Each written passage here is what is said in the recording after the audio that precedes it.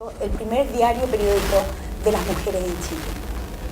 Para conversar sobre este libro, invitamos hoy día a Verónica, autora, Ramírez, quien es profesora nuestra aquí en la Escuela de Artes Liberales, con su doctorado en literatura, y que ha llegado también a la historia.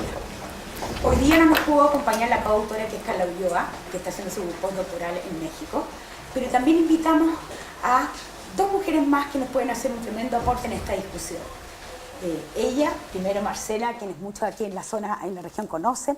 Marcela es la directora del diario La Estrella, y junto con ella también nos acompaña Marisol Vera, que es directora del editorial Cuarto Propio, que editó este libro.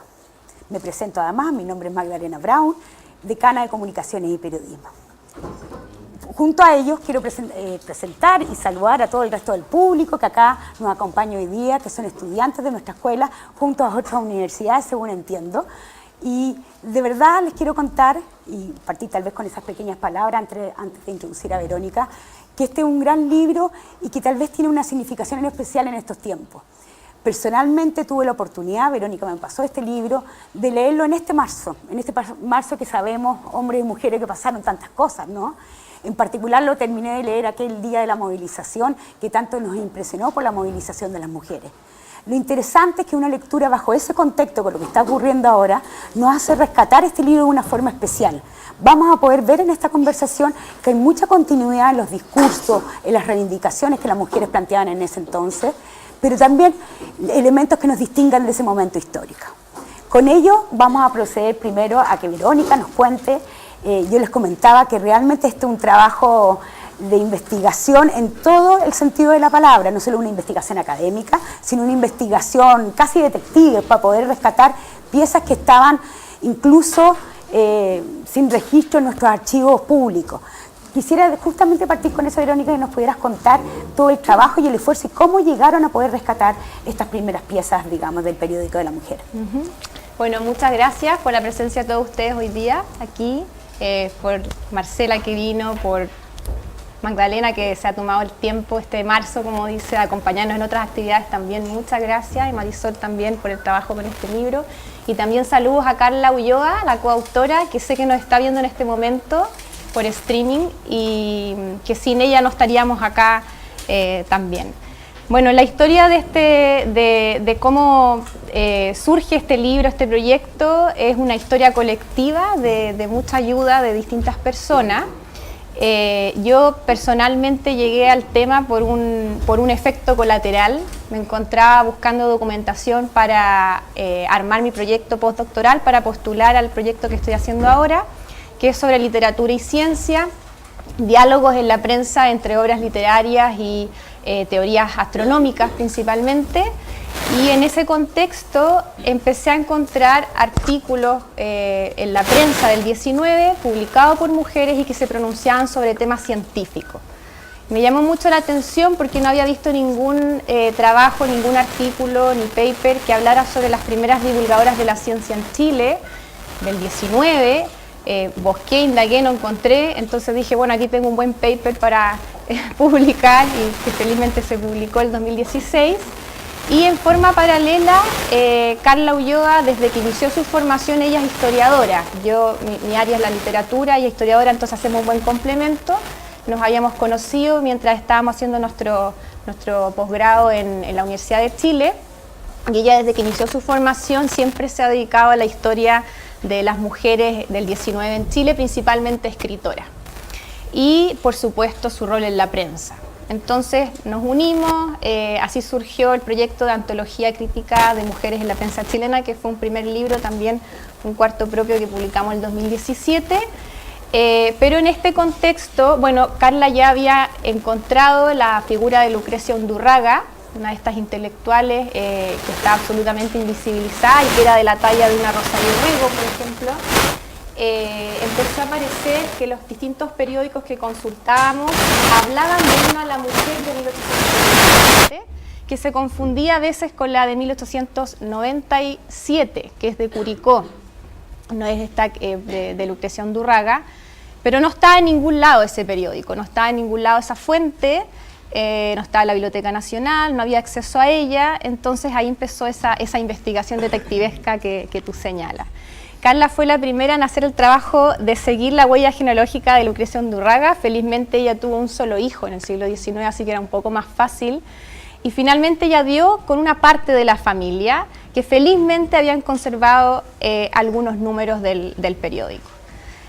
Nos faltaba la otra parte, ya en ese entonces sabíamos cuántos números eran, de qué fecha habían circulado, o sea, ya teníamos todo muy claro, pero nos faltaba ese material. Y las cosas a veces están más cerca de lo que uno cree.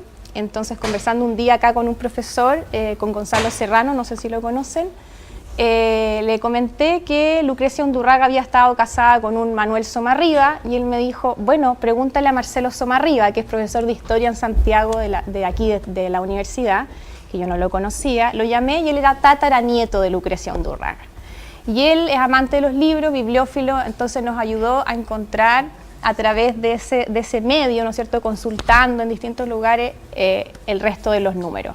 Así que fue un trabajo entre todos, podríamos decir, y la familia confió en nosotras dos para poder revisar este material. Lamentablemente algunos números están en un estado muy deplorable y nosotros creímos que por una cuestión ética también, una forma de poder, ¿no es cierto?, difundirlo al público para que los interesados, los investigadores y también todos los chilenos, porque es parte de la historia de Chile, pudieran consultarlo. Un libro con la transcripción y con un estudio y con notas al pie podía ser una buena solución. Entonces ahí entra la universidad que nos apoyó y financió este proyecto. Bueno, bien loable, comentábamos todo el trabajo que tuvieron que hacer, porque esto tiene sentido, no sé si han escuchado ustedes el concepto de la visibilización. Justamente el visibilizar discursos y voces femeninos tiene que ver con un trabajo actual, contemporáneo, pero también con respecto a la historia, de cómo uno incorpora voces distintas, diversas, con respecto en este caso en particular de la mujer. Y en ese caso me encantaría que tú nos pudieras comentar, entiendo que tú en el trabajo de la editorial desde hace varios años han tratado de relevar voces de la mujer y discursos, y me gustaría que nos contaras más de eso y cómo este libro en particular se inserta en ese esfuerzo. Perfecto, gracias Magdalena. Mira, sí, Cuarto Propio nació hace ya más de 35 años y su motivación central desde su origen, yo en verdad soy economista. Partí con la sensación o con la convicción de que mi servicio a mi país, a mi sociedad, pasaba por la economía, que era de esa época, el momento en que uno pensaba que ahí es donde estaba la posibilidad de hacer su aporte. Los tiempos y el contexto de la época me llevó a distanciarme de la economía, que se había puesto bastante imposible desde el punto de vista de este concepto de aporte que tenía, y en cambio me había llevado a descubrir a través de la misma economía el rol fundamental que tenían las mujeres en propuestas, en supervivencia, en creación de nuevos sentidos. Estuve recorriendo el país haciendo trabajos de investigación para detectar necesidades de capacitación, esto de antes de empezar con la editorial. Es lo primero que me acercó, las mujeres de Pisagua, cuando los maridos estaban todos dedicados al trago, por ejemplo, las mujeres habían inventado cómo hacer conservas de los productos que sacaban del mar, porque Pueblo Perdido estaban, bueno, y así, en Coyhaique lo mismo, fue como mi primera aproximación. Luego, cuando ya decidí abandonar la economía por imposible, es decir, verdaderamente contradictoria con esta vocación, estaba inserta desde dentro de la escena que desde el arte buscaba resignificar el momento que estábamos viviendo, y eso con Diamel El Tit, con Lottie Rosenfeld, grandes, bueno, Diamel El Tit ustedes la conocen, Lottie Rosenfeld, pero una gran artista visual, y muchas otras mujeres estaban produciendo una cantidad de obras de trabajo desde sus cuerpos a trabajos creativos que era absolutamente alucinante. y era, en consecuencia, juntando una cosa con otra, no quedó otra que montar una editorial. Entonces, el trabajo de Cuarto Propio ha sido, desde hace más de 35 años, el abrir desde la perspectiva de la mujer. Es decir, originalmente partimos publicando prácticamente solo trabajos de mujeres para mujeres, porque no había nada. Es decir, esto de que el diario extraordinario que organiza Lucrecia Undurraga ni siquiera existe en la Biblioteca Nacional, se puede equiparar a que la antigüedad nos haya legado exclusivamente a una poeta. Es decir, Safo es lo único que existió en la antigüedad, o tenemos un fenómeno sistemático de curatoría negacionista, que es lo que estamos enfrentando todo el tiempo. Bueno, entonces, en ese contexto, este rescate, el trabajo de Verónica y Carla, es un aporte extraordinario a la construcción de este referente que constituye el aporte ineludible, diría yo, de lo que ha sido la visión de las mujeres. Es decir, cuando ustedes lean el libro, se van a maravillar de ver el nivel de reflexión que desarrollan las mujeres en ese entonces, cuáles son los límites que reconocen, autoimponen, bueno, y así vamos construyendo referentes. Bueno, yo creo que justamente me interesa que tú, Marcela, pudieras ahondar como directora, unas pocas directoras de medios, no solo en la región, sino en Chile. ¿Qué más destacas y rescatas como periodista y de cara a nuestro público, digamos, de estudiantes, de esas voces de mujer que se descubren en este libro? Sí, hola, buenos días. Gracias por la concurrencia. Sí, muy estimulante. Estoy muy feliz de que haya tantos estudiantes de acá de la Universidad Adolfo Ibáñez. Entiendo que también hay de la Universidad de Allende, y además, creo que es muy positivo que estemos transmitiendo esta conversación más allá de la universidad, porque estamos transmitiendo la vía streaming y entiendo que hay mucha gente que se mostró muy interesada por el. Yo creo que incluso quienes hemos estudiado periodismo conocíamos muy poco. Uno, no sé, en la universidad tiene una formación de la historia del periodismo en Chile, pero esa historia del periodismo en Chile generalmente no llega tan atrás y mucho menos muestra el trabajo que hicieron mujeres. Estamos hablando de mediados y fines del siglo XIX, y nosotros cuando pensamos en prensa hecha por mujeres pensamos a lo mejor en las revistas del siglo XX, digamos, de la mitad del siglo XX en adelante, la revista Paula y otras cosas así, y grandes periodistas chilenos, pero todas del siglo XX.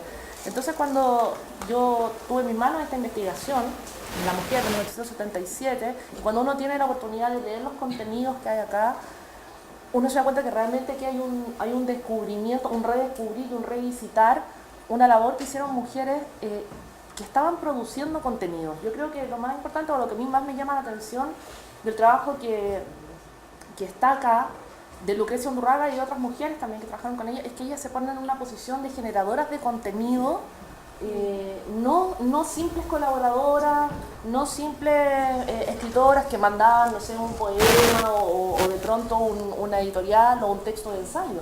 Ellas son productoras de contenido, ellas hacen un trabajo editorial muy serio, muy contemporáneo. No sé si ustedes han tenido la oportunidad de leer la prensa decimonónica, a veces tiene un tono un poco ingenuo de pronto. No es una prensa como la que nosotros estamos acostumbrados hoy día, que es una prensa más contingente, también más relacionada con lo informativo. La prensa del siglo XIX es una prensa distinta, pero cuando ustedes leen lo que escribieron estas mujeres, particularmente en este diario llamado La Mujer, ustedes van a notar un tono muy contemporáneo, una claridad de sus demandas. Aquí no hay nada... no hay ningún subterfugio respecto de lo que a ella les importaba.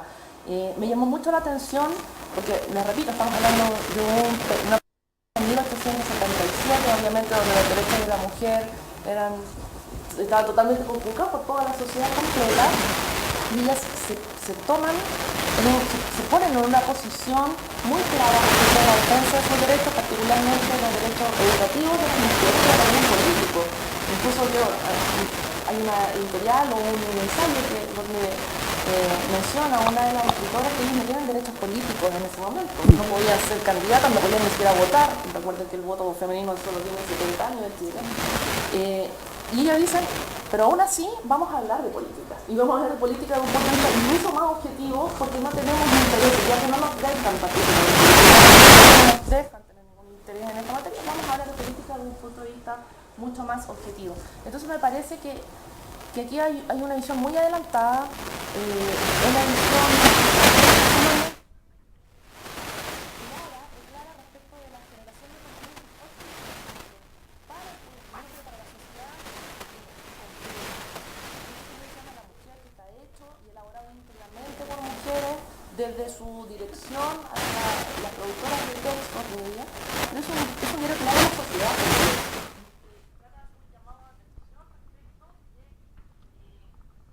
¿Cuáles son las reivindicaciones que las mujeres en ese momento requerían? Principalmente educativas, pero también hay políticas, sociales, literarias. Es un diario que empieza a tratar de ser un diario no únicamente discursivo, como se también la prensa hegemónica, digamos que era una prensa destinada a la propaganda, al discurso, a la intervención de ideas.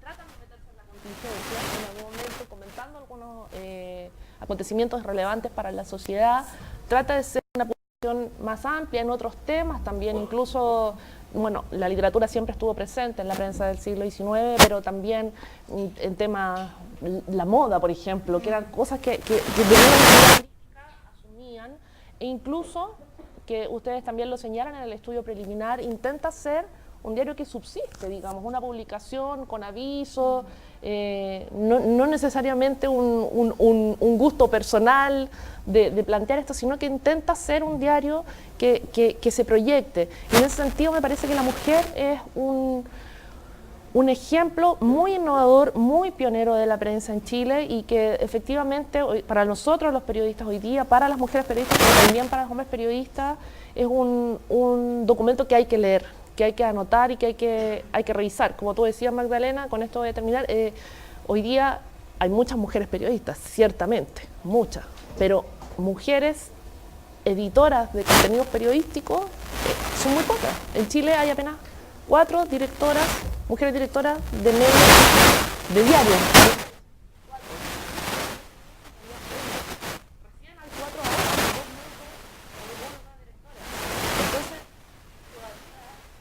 más de un siglo después de eso, falta una mayor presencia, no en la redacción, la redacción del diario donde yo trabajo hay muchas mujeres que hoy, hay muchas, pero sí en los cargos de dirección o los cargos editoriales fundamentalmente, que es donde la palabra que le gusta es que se cocinan los contenidos, digamos, ¿no?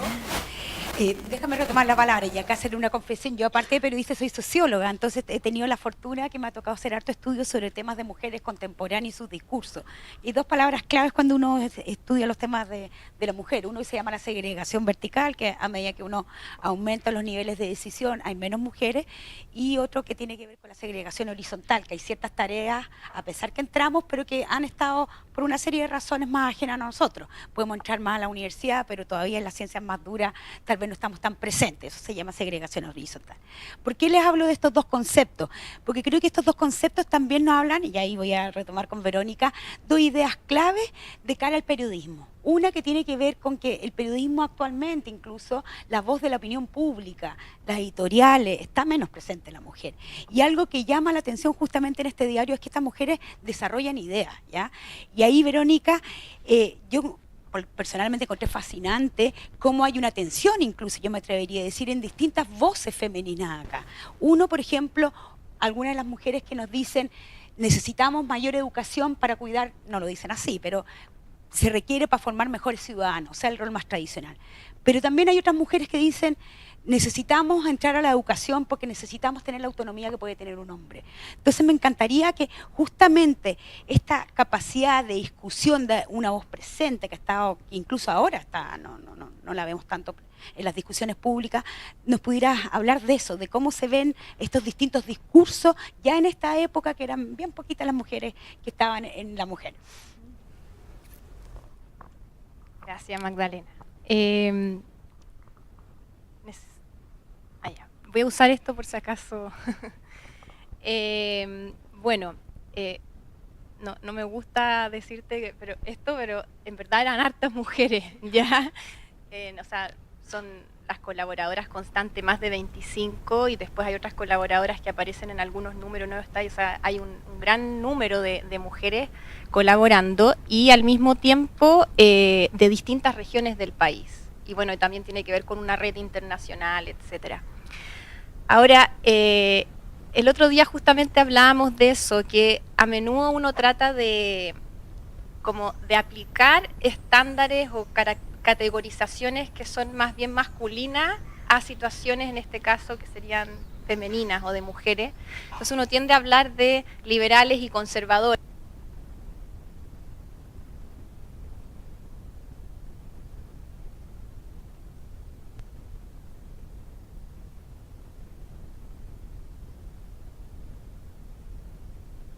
Este periódico no solo hay mujeres liberales,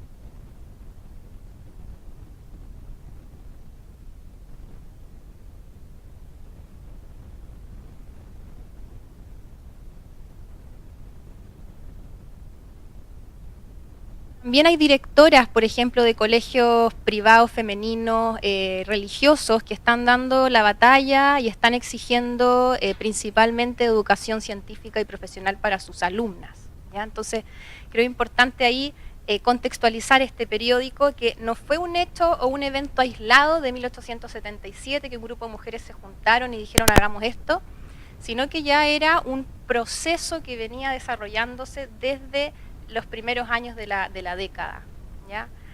Dubillis Casanova, que fue una directora de una escuela pública acá en Valparaíso, y era una de las principales colaboradoras también del periódico, había iniciado en la prensa la discusión sobre la situación de la educación de la mujer.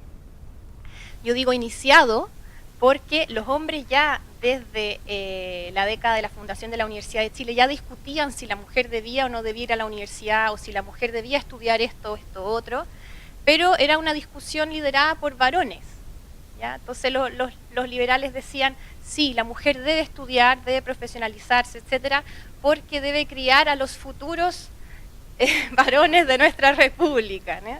Y los conservadores decían, no debe ir porque esto va a ser un caos, ¿quién se va a hacer cargo de las familias? Que es el principal baluarte, o sea, ¿no es cierto?, de esta sociedad.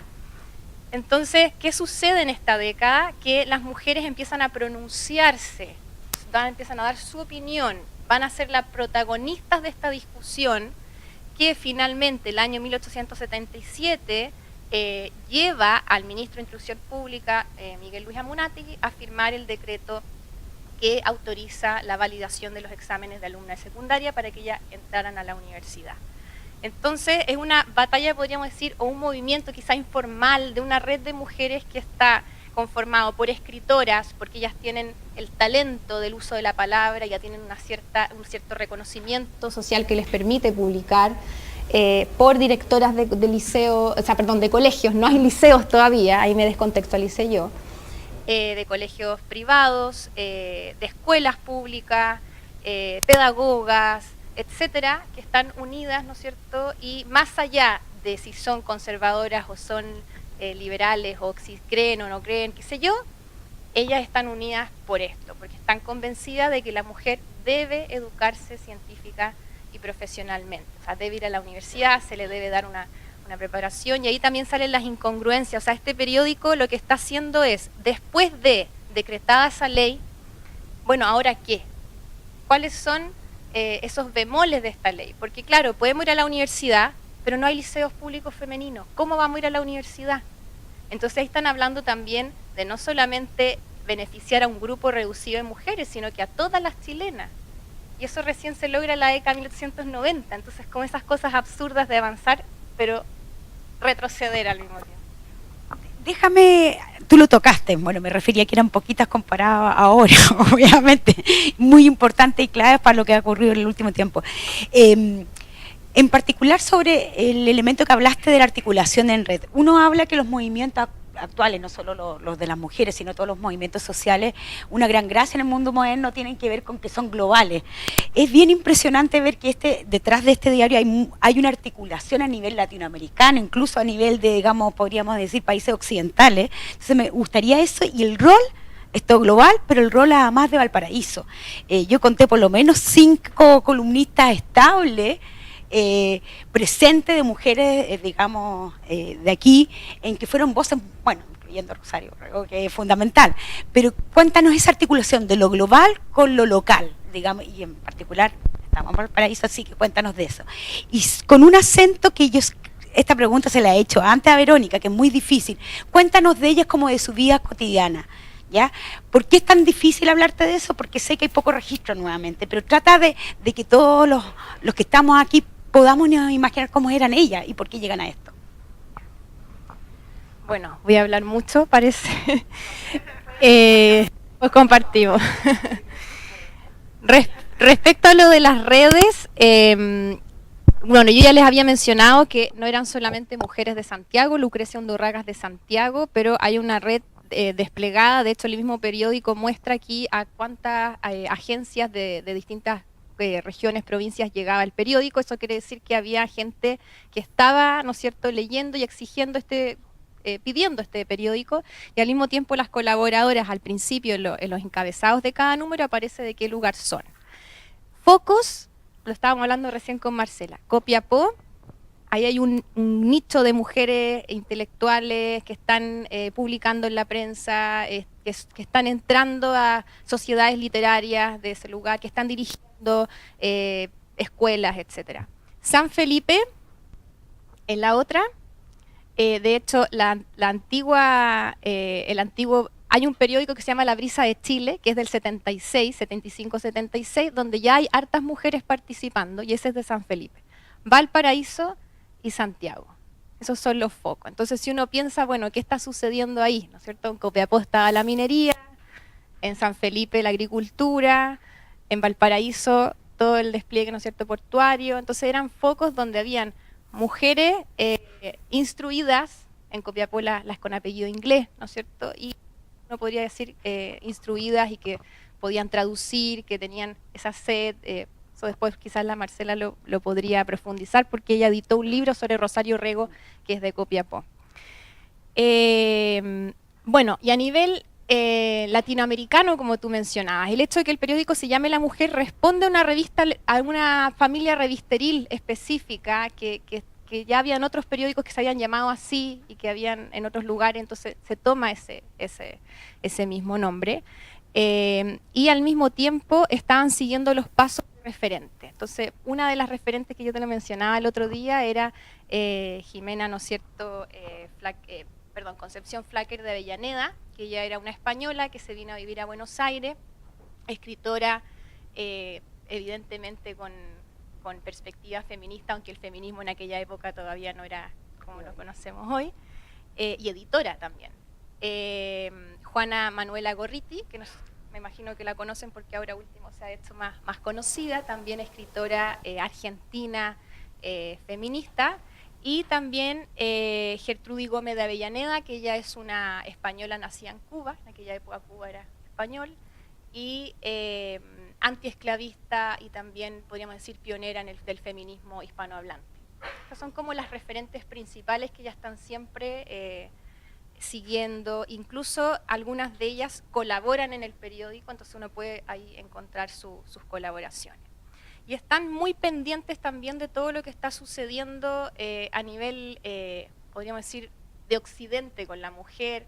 Por ejemplo, aparecen noticias ahí donde dicen felicitamos a la primera brasilera en graduarse de médico cirujano, que a todo esto se gradúan en Nueva York, en Estados Unidos, porque la primera mujer en graduarse de medicina en Latinoamérica es chilena, ¿no es cierto?, es Eloísa Díaz.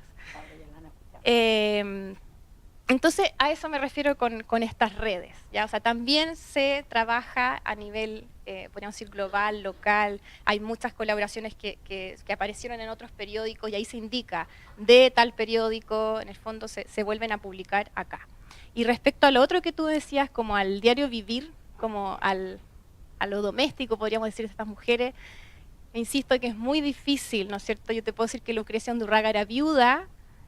Esa es una cosa que habría que estudiar, porque Rosario Rego también era viuda, ya, entonces pareciera que era una condición para dirigir un periódico ser viuda, Hay una cosa ahí media, Por favor, ¿no? no saquen ninguna Pero tiene cosas, o sea, tiene algo, una cosa de un fundamento, porque en el fondo la mujer no puede hacer libre uso de sus bienes y cuando enviuda sí accede a esa condición, siendo que no puede ser representante legal de ningún proyecto. Por esa razón aparecen dos varones acá, que son los que ayudan en ese sentido legalmente a Lucrecia, porque ella no puede representar legalmente el periódico. Pero sí le da como una cierta libertad, quizás, no lo sé. Y tiene solo un hijo, entonces podría ser que... ¿ya? Pero ahí está el problema de una deuda, que la biografía de estas mujeres, ahí hay 25 mujeres, de las cuales en algunos casos puntuales pusimos ahí en el estudio preliminar, no se sabe nada, porque no hay documentación. Se ha perdido esa documentación, por eso están invisibilizadas, y yo les termino con esto, que es lo que contaba el otro día también sobre una anécdota que me sucedió ahora ya hace 2 semanas. Me estaba preparando para la presentación del libro que hicimos en Santiago y necesitaba un dato así básico de Dubillis, de Eurídice Pinochet Lebrun, ¿ya? Que ella es hija de Isabel Lebrun. Isabel Lebrun fue la mujer que solicitó a la Comisión Universitaria en 1876 que sus alumnas, porque ella era directora de un colegio privado, pudieran hacer exámenes válidos para entrar a la universidad, y esa solicitud fue tomada finalmente por el barullo de la gente. Aquí en Viña del Mar el ministro firmó el decreto para aprobar eso. Entonces yo quería una información de ella y no me aparecía, y confieso que lo busqué en Wikipedia, ¿ya? Siendo que nunca busco en Wikipedia, pero es la enciclopedia de nuestros alumnos de las generaciones actuales, y un poco por curiosidad lo busqué en Wikipedia y no apareció. Entonces dije, voy a buscar por Isabel Lebrun. Puse Isabel Lebrun y me apareció. Al costado derecho aparece familia, qué sé yo, hijo 1, Trancedo Pinochet Lebrun, poeta. Entonces, claro, Eurídice no existía, y su hermana Noemí, que era una profesora de música destacada, tampoco existía. Entonces, eso es fuerte, siendo que nuestros alumnos, ¿no es cierto?, lo primero que hacen es ir a ver a Wikipedia. Entonces, ahí hay un impedimento, claro, que está por hacer. Marcela, tú también nos puedes aportar con respecto a otra figura clave detrás de esta publicación, que es Rosario Rego, ¿no? Entre otras cosas, tú también las has analizado. Y mi inquietud va porque justamente esta palabra que decía, ¿quiénes eran estas mujeres? Porque efectivamente acá teníamos la controversia si eran pocos o muchas, ¿no? Pero efectivamente son poquitas, de una situación social más privilegiada, digamos, porque efectivamente había que tener ciertas condiciones para que se pudieran atrever a levantar una voz, digamos. Incluso en el mismo diario uno observa que ellas mismas comentan que este diario genera cierta controversia en la sociedad en que se mueve, una sociedad más bien cerrada. Entonces hay una suerte de valentía que uno se hace la pregunta, ¿por qué ella y no otra? ¿Qué las hace movilizarse en torno a eso? Algo que insisto que es muy difícil porque no tenemos registro histórico. Entonces, si tú nos puedes aportar desde esa reflexión con Rosario, y tú también te puedas sumar luego para contarnos desde tu experiencia de las distintas voces femeninas que te ha tocado rescatar como parte de tus proyectos editoriales. Yo creo que eso es una reflexión que es bien necesaria también, porque entendamos que estas mujeres, efectivamente, como decía Verónica, eran mujeres que tenían una instrucción. Eran mujeres de una situación económica más privilegiada, obviamente. Yo creo que las mujeres proletarias, digamos, o el tema de la mujer de otras clases sociales no aparece fuertemente en las publicaciones de la prensa. No sé, a lo mejor tú sabes más, pero Sí, por lo menos hasta el 1920, ¿será? No, en la década de 1890 ya está la primera publicación de mujeres proletarias. Y eso está mucho más invisibilizado, de hecho. Trabajadoras. Aún, claro. Sí. Entonces, esos son situaciones que todavía nos falta por revisar. Tú mencionabas el caso de Rosario Rego, yo no sé si los chiquillos la conocen, pero Rosario Rego además es la primera novelista profesional chilena, digamos, hay un estudio mayor en torno a ella, en torno a su obra. Pero pasa cuando uno hace investigaciones históricas, que a mí también me ha tocado hacer ciertas figuras relacionadas con la cultura en el arte, que hay una gran laguna de cosas que uno no logra recuperar. Entonces creo que una cosa que hay que destacar de este libro es que tenemos la transcripción íntegra de esas publicaciones que no están en ninguna parte. Eso es una cosa que yo creo que va más allá de la biografía, pero que es importante poner sobre el tapete. Hablábamos con Verónica respecto de las otras publicaciones que hay de la misma Lucrecia Undurraga, que Lucrecia Undurraga probablemente sea una figura tan grande o tan alta como la de Rosario Rego, pero están las publicaciones que tenemos y luego no hay algo allí que todavía tal vez podríamos no conocer o saber hacia dónde fue. Yo creo que una reflexión tiene que ver con eso y luego con empezar a pensar nosotros como mujeres en prensa cuáles son los ejes que han articulado la presencia de las mujeres en prensa como productoras de contenido y todo a lo largo de la historia. Está acá el tema de la educación es un tema central, los derechos educativos de las mujeres, como tú bien señalas. Luego ya en el siglo XX, la primera mitad del siglo XX tiene que ver con los derechos políticos, hay muchas publicaciones que tienen que ver con el movimiento sufragista, está muy claro allí. Y yo no sé, no soy tan experta, pero yo diría que luego en la segunda mitad del siglo XX la prensa femenina pasó por una cosa bien extraña porque se volvió hacia una prensa como de mujer más ligada a la manualidad, a la dueña de casa, ¿no? Aparecen muchas revistas, exacto, que tienen, entonces lo que uno podría entender como revista femenina, sobre todo en la segunda mitad del siglo XX, tiene mucho que ver con esto de la moda, de las manualidades, de las cosas que se hacen en casa y además muy segregado hacia un público femenino, o sea, déjame solo interrumpirte, justamente el libro, una de las cosas más impresionantes es que acá hay una voz crítica a la mujer y el lujo. Exacto. Acá uno ya se encontraba reflexiva. En el año 1877 una, bien al estilo decimonónico, como decían ustedes, pero una idea de una cuestión sobre la mujer y el lujo, es una relación que se tiene que entender como natural. Y ellas la hacen como una reflexión crítica también. Pero te pasa que después, un siglo después, tienes muchas revistas femeninas orientadas hacia esos temas. Yo creo que hoy día pasa algo muy interesante con la presencia de las mujeres en prensa, en particular como desde esta perspectiva bien de género, porque hoy han aparecido varios, no sé si revistas escritas, porque ustedes saben ya que la prensa escrita no aparecen muchos medios nuevos, digamos, pero sí en lo digital han aparecido medios. Incluso los medios tradicionales han comenzado a dar un espacio particular a secciones que tienen una orientación de género súper clara, donde está, no sé, por mencionar algunos, Braga, por ejemplo, de Mostrador. Entonces hay de nuevo como una vuelta a poner a la mujer en prensa, pero con una perspectiva bien clara de género. Y hoy día son otros los temas, ¿no? Hoy día ya no estamos peleando por el voto ni por el derecho a entrar a la universidad como en movimientos anteriores, pero sí por temas de discriminación, de violencia y otras perspectivas que yo creo que sí están volviendo a estar en la prensa. Me parece que hoy día es sano, digamos, ha vuelto la figura de la mujer a tomar como una posición súper efectiva, incluso en el ámbito editorial. Marisol lo ha hecho hace muchos años, pero también hay muchos proyectos editoriales en Chile, en Argentina he conocido desde el punto de vista de la publicación de libros, por ejemplo, que por ejemplo son proyectos editoriales exclusivos para mujeres, donde se publican solo autoras, por ejemplo, o temática feminista, por ejemplo.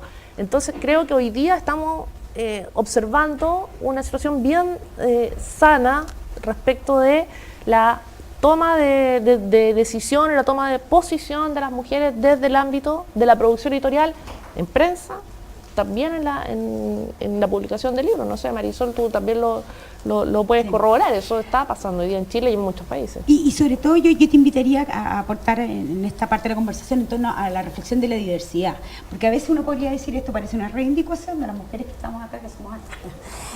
Pero más allá de eso, y lo voy a llevar a un tema totalmente distinto. Por ejemplo, la discusión sobre las mujeres en los directorios, las esferas altas de poder. ¿Por qué tiene sentido desde los expertos? Es por inclusión de diversidad, de puntos de vista distintos.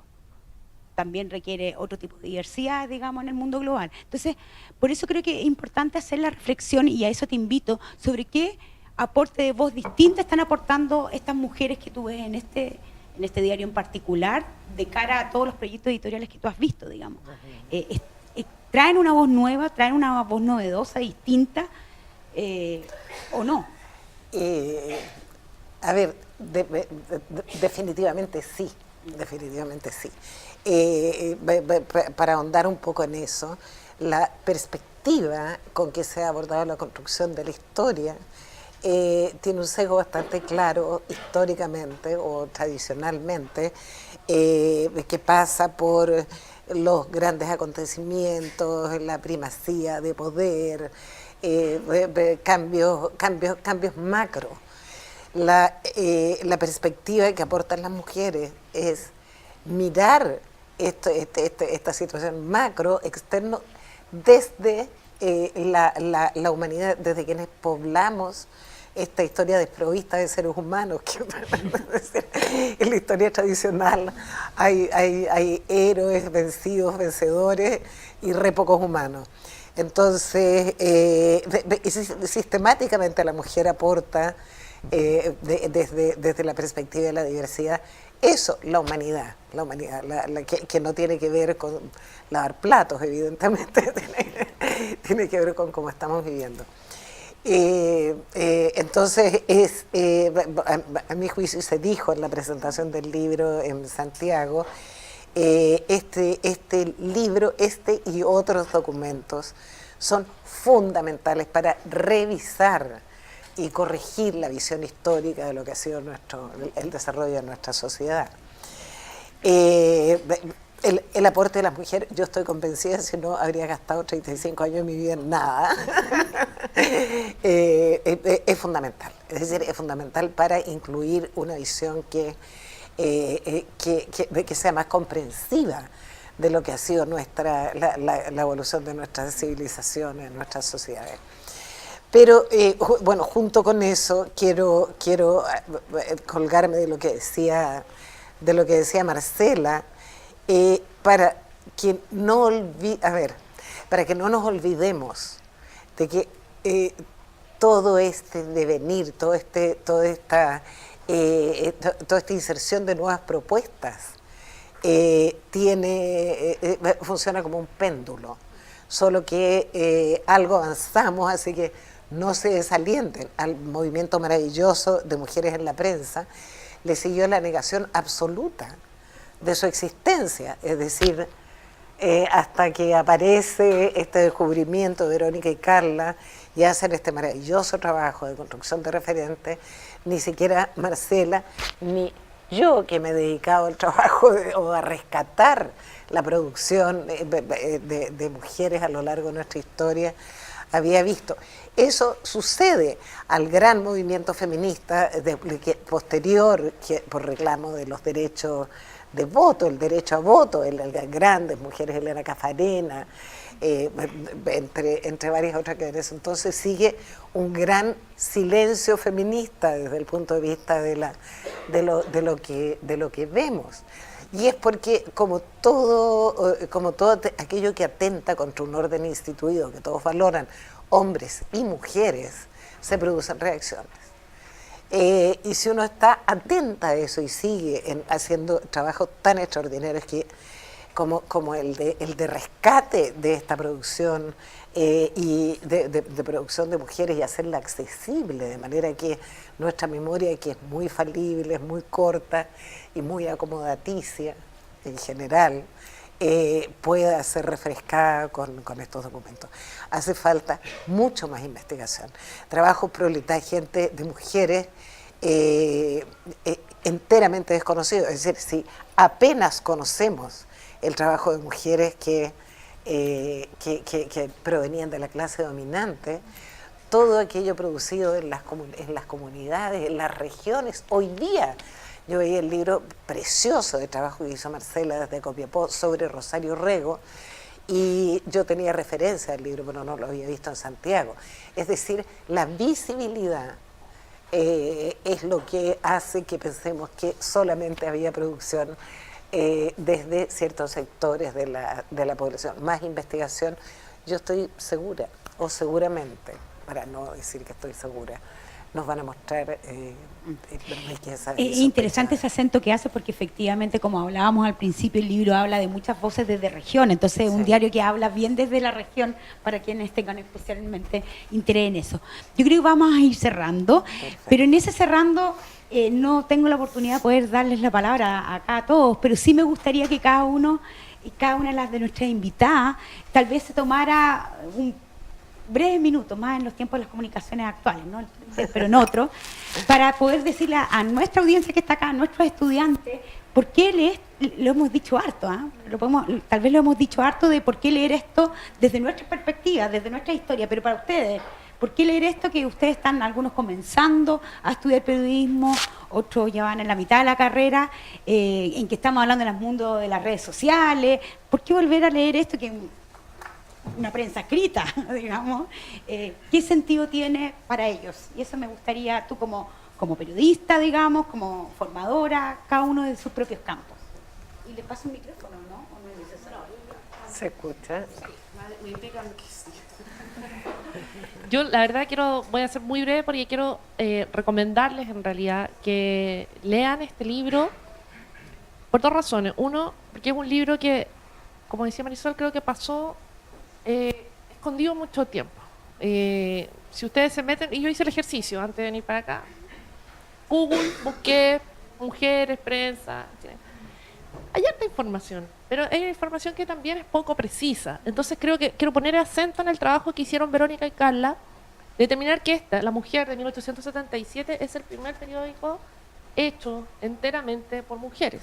Hay otros antes, que ustedes métanse en Google, lo van a encontrar, que no eran hechos enteramente por mujeres, donde había, incluso se puede sospechar que incluso había hombres escribiendo. Esto por lo menos está... las investigadoras lograron certificar que este es el primer diario hecho exclusivamente por mujeres. O sea, quiero decir, la redactora, la editora, y eso tiene un valor especial. Es una cosa que quiero relevar, pero les quiero recomendar que lo lean por la claridad y la firmeza que tienen los postulados que tienen las mujeres que trabajan acá. Como les digo, a mí me sorprendió el tono que tienen, las editoriales, la presentación del libro. Incluso me gustaría, Verónica, que leyeras incluso un extracto de la presentación que hacen ellas de la mujer y de cuáles son sus objetivos. Hay una preclaridad, hay una firmeza, una convicción en una sociedad donde las mujeres tenían una situación sumamente desprivilegiada. O sea, eso hay que entender, no están hablando del 2017 ni del 2018, están hablando de 1877, con todo en contra, con detractores que ellas mismas lo mencionan incluso en sus publicaciones. Y ellas son sumamente claras, valientes en decir lo que quieren decir, y que creo que esa claridad y esa valentía de objetivos cuando uno publica y cuando uno está desde este lado de la edición, ustedes como periodistas, es un ejemplo a seguir, con todas las cosas en contra. De pronto hoy día a lo mejor nos preocupamos de otro tipo de presiones de la sociedad, de la institucionalidad. Me da la impresión de que lo que hace Lucrecia Undurraga y las mujeres que trabajan con ella es un ejemplo a seguir, por la valentía, por la objetividad y por la convicción de su trabajo editorial. Así es que eso es algo que yo creo que merece ser leído, así que no se asusten porque el libro es largo, pero al menos lean las editoriales, echen una mirada porque de verdad que se van a sorprender.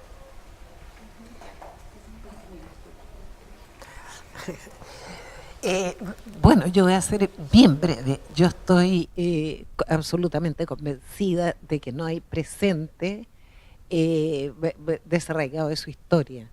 Si no conocemos la historia, mal puede ser nuestra historia de donde venimos.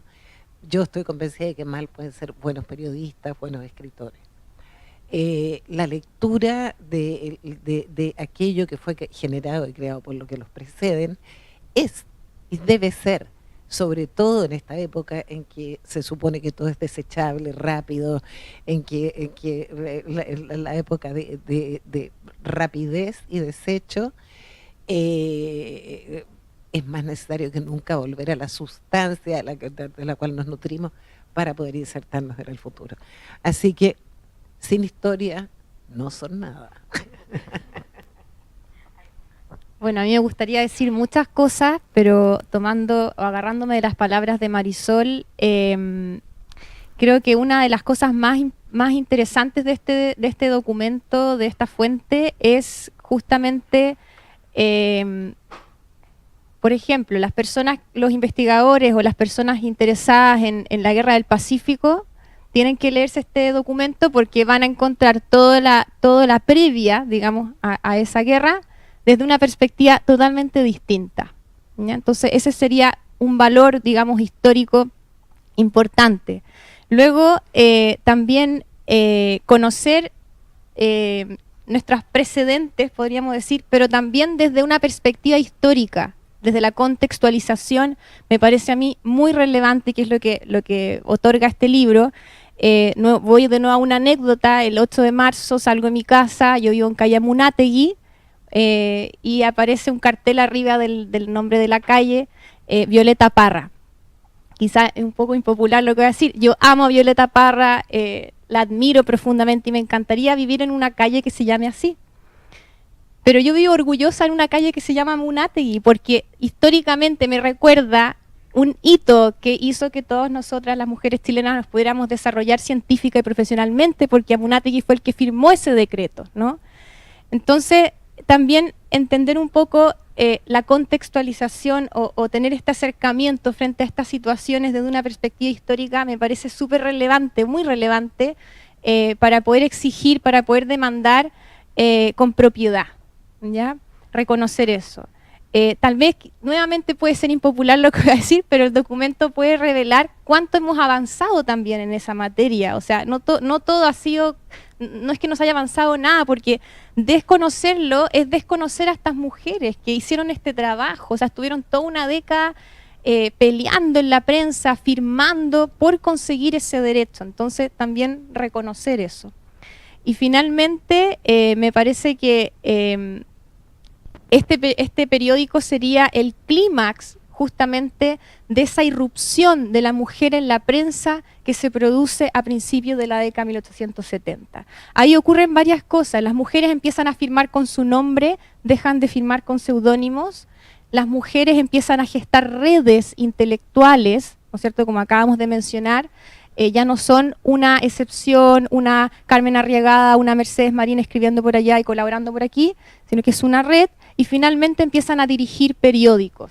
Y creo que ese proceso es muy interesante de estudiarse, de leerse, de comprenderse, desde, obviamente, esa mirada histórica, contextualizada, para que nos hable en el presente lo que estamos viviendo hoy. Así que eso.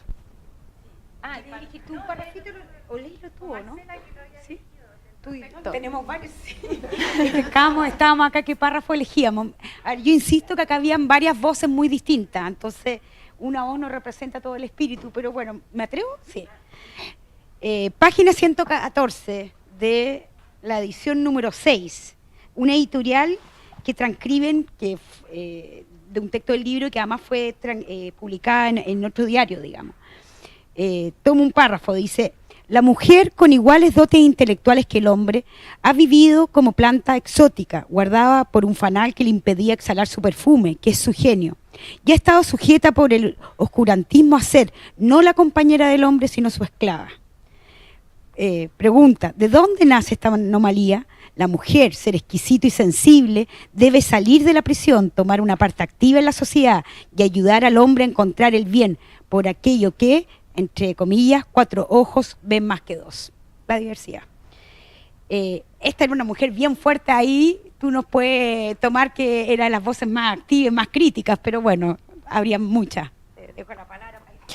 Mira, a mí me gustaría leer otro fragmento que es del número 4 del 9 de junio de ese año, donde Lucrecia Undurraga se toma el derecho, y aquí es súper interesante ver, para los que son del área de la literatura, la retórica empleada, cómo dice algo muy potente de una forma muy sutil, digamos, a las tretas del débil, ¿no es cierto?, están aquí presentes. Y ella, como redactora y directora de un periódico y como miembro de la Academia de Bellas Letras, ¿no es cierto?, tiene la autoridad de criticar al principal redactor del Mercurio. Entonces eso me parece muy interesante. Dice: Athos era el seudónimo de Justo Arteaga Lemparte, es un escritor elegante, que tiene facilidad y gracia para narrar las cosas. A veces es picante como mostaza, a veces apasionado, y nunca le faltan abundantes citas para amenizar sus revistas. Es una lástima que un joven tan hábil sacrifique a veces a un chiste la amistad, o sea tan hiriente cuando califica lo que no le agrada, o juzga a los hombres que no piensan como él. La tolerancia, ¿no es cierto? Sí, bueno, sí. Quiero agradecer, Agradecer, que dé los Sí. agradecimientos aparte del público. Sí, bueno, aquí tengo, para que no se me olvide nadie. Bueno, quiero agradecer primero a la Facultad de Artes Liberales, a nuestro decano Francisco Covarrubias por haber financiado este proyecto y al CEPA, que es el Centro de Estudios del Patrimonio en la universidad, porque ambas entidades, ¿no es cierto?, financiaron este proyecto. También quiero agradecer a Marisol, a Editorial Cuarto Propio, a la diseñadora que estuvo, cuando ustedes vean este libro van a ver que está hecho a semejanza de cómo era el periódico original, así que es un tremendo trabajo, y a la editora, ¿no es cierto? Muchas gracias a Marcela por estar acá, ¿no es cierto?, por haberse dado el tiempo de leer. Uno sabe como escritora cuando la persona ha leído, y eso te lo agradezco mucho, cuando ha leído el texto. A Magdalena por todo su entusiasmo, su tiempo, por nuestras conversaciones durante este mes tan relevante, ¿no es cierto? A Carla Ulloa, a la coautora, que ha sido una excelente compañera de trabajo, saludos para ella también. A Karin Chadwick por su apoyo en la organización de este evento. Y, por supuesto, a todos ustedes que están acá, a los alumnos principalmente, ¿no es cierto?, a los colegas que han venido, bueno, a la familia que no está esta vez, ¿no es cierto?, pero también me han dado tiempo que les he quitado por trabajar en esto. Muchas gracias por estar acá.